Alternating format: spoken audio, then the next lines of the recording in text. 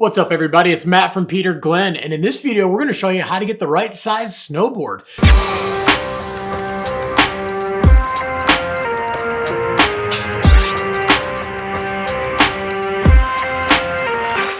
So when you're getting a new board, you always want to make sure that you have the right size. And the reason is the way that a snowboard works is that we've got your side cut of your snowboard. We also have a certain flex. When you basically take this thing and you go from a flat position and we tip it up and you flex the board, basically that board is pushing back against you, and that's basically helping the edge dig into the snow. Now, if a board is too big, it's going to be a little bit stiffer and it can be a little bit harder to push that thing on edge, but more importantly, to load enough energy in it to get it off of edge if you're not riding fast. And if the board is too small for you, the problem is that when you flex the board down and it's trying to dig in, it can't push back, and then the board slides out from underneath you. So when you're looking at snowboards, the specific models of snowboards in their sizes, as they get longer, they do get stiffer because they're assuming that somebody's not only going to be taller, but they're going to be a little bit heavier.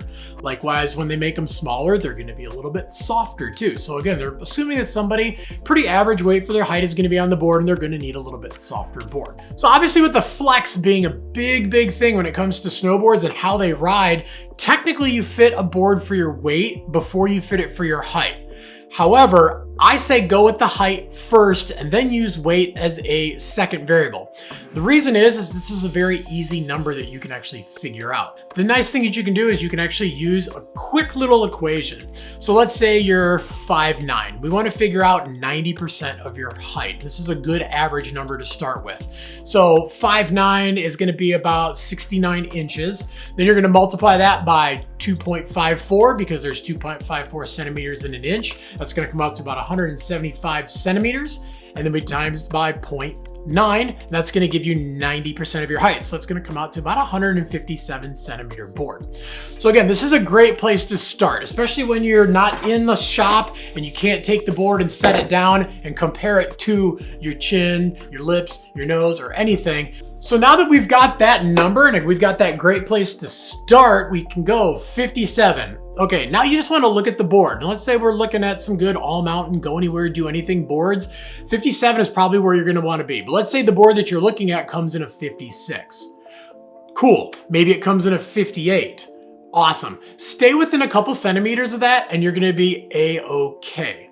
Now, if you're looking at different riding styles and you're looking at park boards, you're probably going to want something a little bit smaller. You're not going to be riding as fast. You're not going to be carving really hard. That's not your main focus. So you can go with a little bit smaller board, something that's a little softer, a little more playful. On the other side of things, if you're a free rider and you never ride the park and all you want to do is go fast and carve hard, go with a little bit longer board. This is basically going to give you a slightly stiffer board, something that when you are riding faster, it's going to hold a better edge and it's going to give you more stability. And if you are riding in some of the deep stuff, it's going to give you more float. So it can't hurt to actually go a little bit longer. And then again, if you're in a store and you're checking boards out and you can kind of use that chin to nose, really easy. Basically look at yourself. We always say, chin to nose is kind of where you want to be with a snowboard. So here's where we go. You grab a board.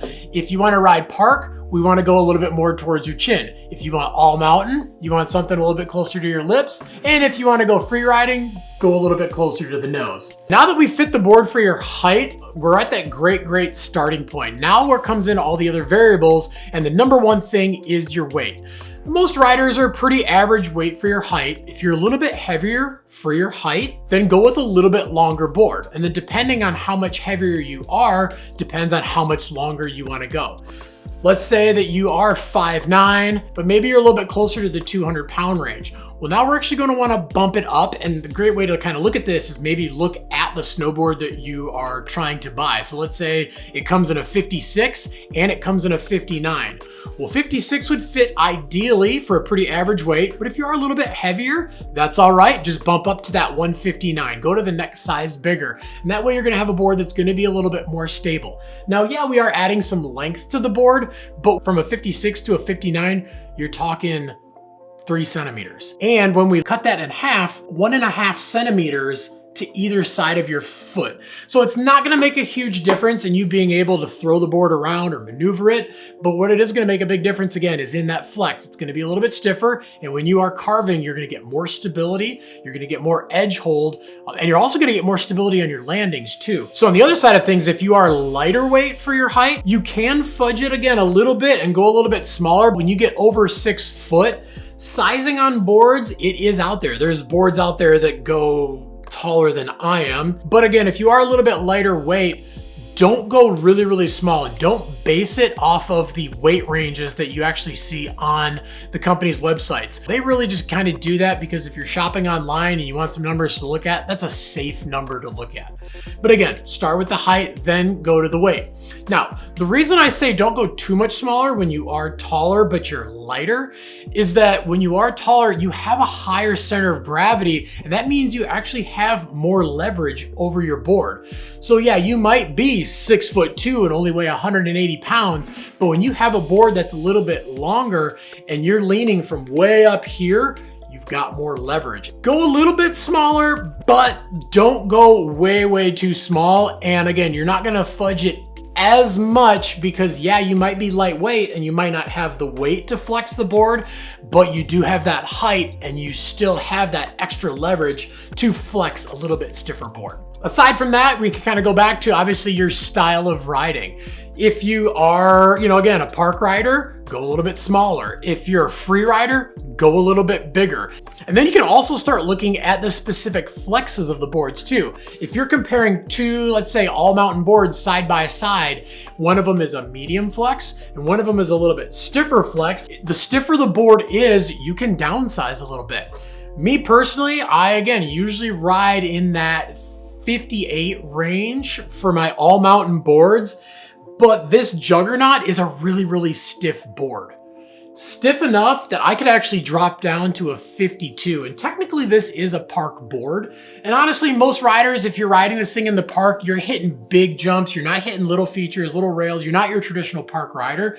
And sometimes you're riding pipe, and that's what this board is for. But on the other side of things, if you want to ride a little bit smaller board and have something that's super easy to throw around, because this thing is so stiff in general, literally somebody my size and height, I could ride the 52 because the flex is so stiff.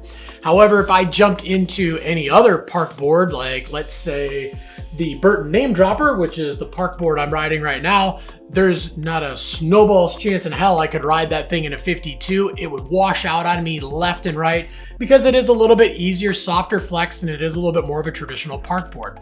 So again, when you are looking at the boards, if you're looking at the thing and saying, hey, I'm, again, 5'9", but maybe I'm a little bit heavier for my height. Well, if you're looking at boards that are marked as, medium stiff to stiff boards, now you can drop back down to that 56. So again, it is another nice little variable to take into consideration when you're sizing your snowboard. And then the last thing, which is a huge, huge thing, boards like the War Pig from Ride, the Never Summer Harpoon, the Libtech Orca, these boards all have what they call volume shift. And basically what it is they're taking a board, like let's say this 158, and they're actually making it shorter, but they're keeping the flex the same. They're widening the board a little bit, and they're basically giving you a board that's gonna feel like a bigger board. So a lot of times you're gonna look at a board like the Ride War Pig and it's gonna say volume shift, downsize 6 to 10 centimeters. So super, super easy. Figure out what size you should be. Again, that 5'9" for your average weight and height. You should be on a 57. Well, when you're looking at that War Pig, now you can subtract 6 to 10 centimeters, and that's actually the size board you should be on. Some of them volume shift, 1 to 3 centimeters, but just look at the descriptions of the boards, and if it is a volume shift board, again, find what size you should be on in general, and then if you are looking at that volume shift board, just subtract and find the board that's within that size range for you. So as you can see, there's definitely a lot of little variables here and there, but start with the height, get your base number, and then literally go down from there and check it off. Go to your weight, figure out where you should be with your weight, look at your riding style, look at all those different variables on the boards that you're looking at. It's really, really easy to actually figure that out. But if you've got any questions beyond anything we talked about in the video, definitely leave some comments down below. We're on there every single day trying to answer your questions. We want to make sure we get you into some rad gear, but most importantly, we want to make sure it's actually going to fit you and it's actually going to fit your riding style. Also, make sure to like, subscribe, and definitely get that notification bell on too so you can find out when all our new videos drop. And no matter what board you're riding, what style of riding you are, grab yourself the right size board from peterglam.com and get out and ride, because any day of riding is a good day of riding.